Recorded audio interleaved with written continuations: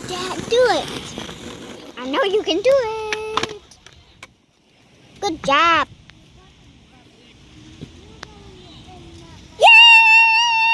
Alright guys, welcome back. So I'm going to work on the Mustang again today. So what I want to do today is get the whole back end done, including fuel cell, fuel system, transmission cooler, get a bunch of like braces and the bottom of the trunk welded in. So this is going to be a little bit of a treat. But I got all the parts now. I just went to go get a bunch of stuff, picked up a whole bunch of nuts and bolts that I need for other stuff. So I'll be able to get that done. And I think I might have thought of an official name. Let me know what you guys think of this. I know I've been kind of joking around calling it the mustard and banana thing, whatever. But I might just call it Scrappy. That's my thought. I've been thinking about it for a couple days. I think I want to call the car Scrappy. At this point, right now, I've been using a lot of scrap material, just stuff that I had laying around to do the pie cuts. This whole 90 pie cut section, this was scrap material that I used. I'm using scrap leftover pieces that came with the car.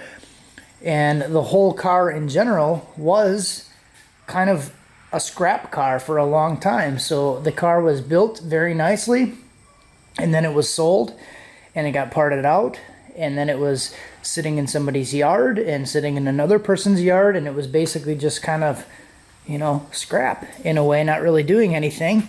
So I'm using a bunch of scrap parts to build it, and it's been kind of neglected, and we're reviving it, so I think I'm going to call it Scrappy. Let me know what you guys think about that. And another reason I think the Scrap or Scrappy name is appropriate is because the word scrap or the term scrappy is kind of associated to someone or something that is kind of like a fighter or fights in a way. So this car has kind of been fighting for its life, if so to speak, with being ripped apart. And you know, it went to other people that ripped it apart, other people that tried to work on it, another person that bought it and wasn't able to work on it because of other situations, and it's kind of just been here, scrapped it, parted out, and now it's, you know, it's back, it's fighting, it's ready to go. It just doesn't want to die yet. So the scrappy little bastard is going to get going pretty soon. So got the fuel cell in there. This is the 10 gallon instead of the 20 gallon. The 20 gallon was twice the size, if that math adds up properly. So it was just a lot bigger. I couldn't fit it in. It didn't go in between the springs. It wouldn't even fit in the trunk. I couldn't get it up from the top. I didn't want to cut any of the current existing metal that's already in there. So what I'm going to do now is, I don't know if it's in the spot that I want it in, but I'm going to put a plate over the bottom. I picked up a solid sheet of metal that's going to fill this whole section. So we'll start with probably cutting that thing, get that to fit, and then notch it out for the sump. This I'll probably pull forward a little bit, but I want to, you know, figure out a spot for this fuel pump to go. This is a big fuel pump, so this is the Dash 8 line going forward. I'll probably build a bracket, have this pump hanging somewhere, figure out a battery location, transmission cooler. It's a 30-row cooler. And I'll figure out where I want to put that with the fan and everything, and yeah, let's get to work. Alright, so I took this piece of sheet metal. It's a 2-foot by 4-foot sheet, and 22 gauge, I think. It's kind of thin, but should work pretty decent. So I got some lines marked. I'm going to cut it all out so it fits around this little bend a little bit better, and then mark some spots here, and then I should even be able to reuse these pieces for the sump based on the angle, and that should be decent, because then what I'm going to do is cut some stuff in here and then bend that flap down so the sump from the fuel cell can stick through there. Alright, so after a little bit of trimming, we got this piece, get the piece in and cut kind of all the way around everything. And now I'm going to take this out. I'm going to start welding in some more of the 1 1/4 square tubing to kind of brace everything where I need it to be. But so that's going to go, and then I'll probably just rivet it down and put some goop in around there or something, and be done with it. Alright guys, so made some progress here. I tried to get a little creative and challenge myself a little bit, so I made this actually come up and over because it was hitting the outfeed on the fuel cell.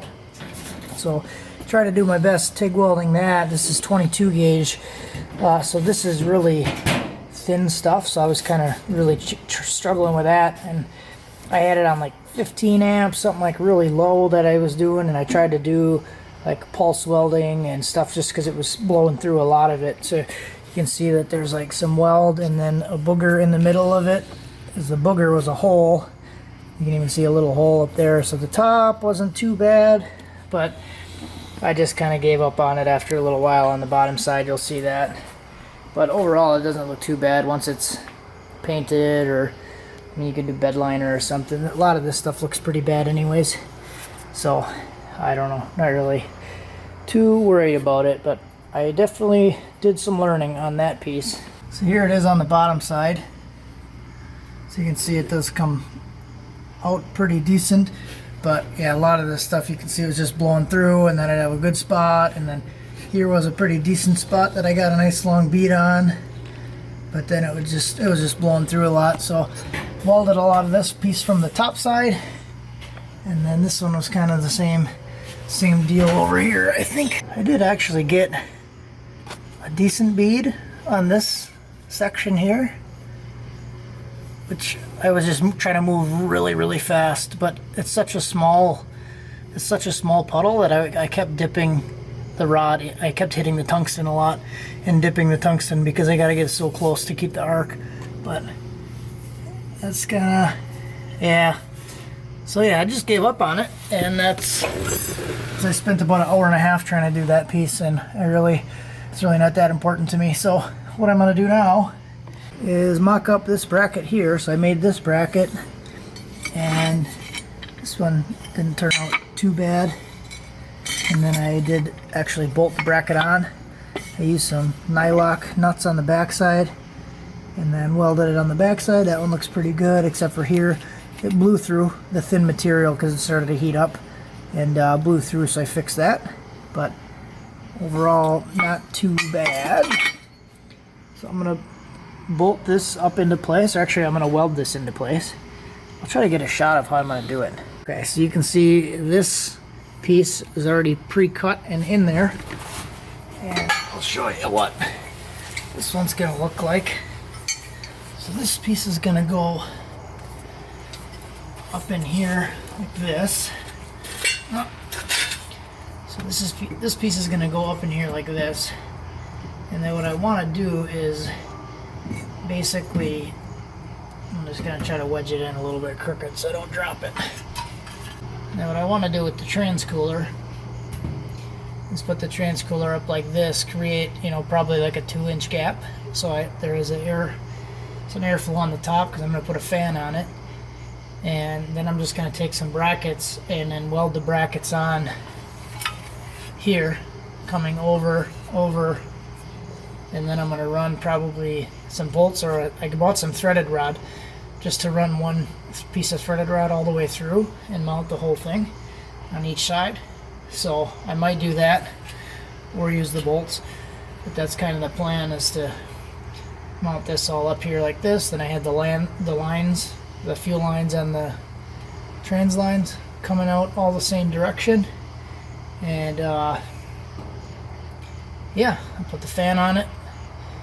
It should be pretty good. That's how I'm gonna do it. So I think what I'll do is let you guys go for the night, and I'll finish this stuff up, and we'll come back when it's done. I'll show you the finished product. That way I can go in and edit this video tonight too and get it up for you guys. I know how you like it when I get it up. Alrighty guys, so it's actually the next day now. I decided to stop being a punk and actually finish welding this thing. It's not great, it's not beautiful. It was really hard because you can see like here, it just kept blowing the metal away, so I had to do a lot of filling. As in the puddle, I was just like throwing the rod in there. So I ended up going with a pulse. That's where I actually got some kind of decent beads and along here. and on this section, and then I actually redid this whole piece over here, and I ended up going with a pulse that was what, 10 amps and 40 amps, I believe is what I went with. So it would pulse twice a second, and when it was on it was 40 amps, and when it was off it was 10 amps. So that was kind of the sweet spot where I could actually get a decent puddle and then dab in it without it blowing the metal away. So that was tough. It took me about 2 hours to weld that. So learned a lot doing that. That's all I gotta say. Alrighty guys, so getting some more done back here. I'll show you the ugly first. This one's kind of hot, and I did have like a blowout on the back. Usually, or what I found is when you try to weld something and you seal it completely, it likes to blow out right when you're about to finish the weld. It blows a hole in it. So that's what kind of happened on the back side. This side over here, there was a little pinhole on the bottom, so this side didn't blow out. This one actually worked pretty decent. So we got all the welds done. Nothing great. This one I did opposite handed over here. That's not too bad. This is what we got over here.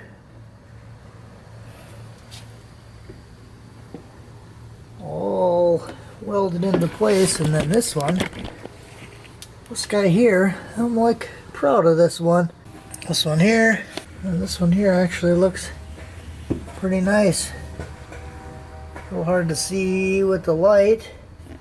Either that or the light just makes it look a lot worse. But yeah, that one looks nice. I'm happy with this one. That should be all done. These are welded into place. Fuel pump is in and mounted. I will take everything apart again and then probably throw some black paint on it. But now what I'm going to do is get the transmission cooler brackets done. Alrighty guys, it's getting a little behind, I think. I still got to do the cooler yet, but got this stuff all pretty much done. Front and back done. And I do have the fuel pump mounted. So what I do need to do is that hole right there, I got to weld some tabs in for the front and back for the fuel cell to mount firmly. And then I have to build a bracket for the transmission cooler to hang. So that shouldn't take too long. I'm going to do that tomorrow. It's late tonight. Got a little behind with some other stuff going on. So that's where we're at. I'm going to try to finish this. I'm going to get the video up for real this time. And I'll see you guys when this is done.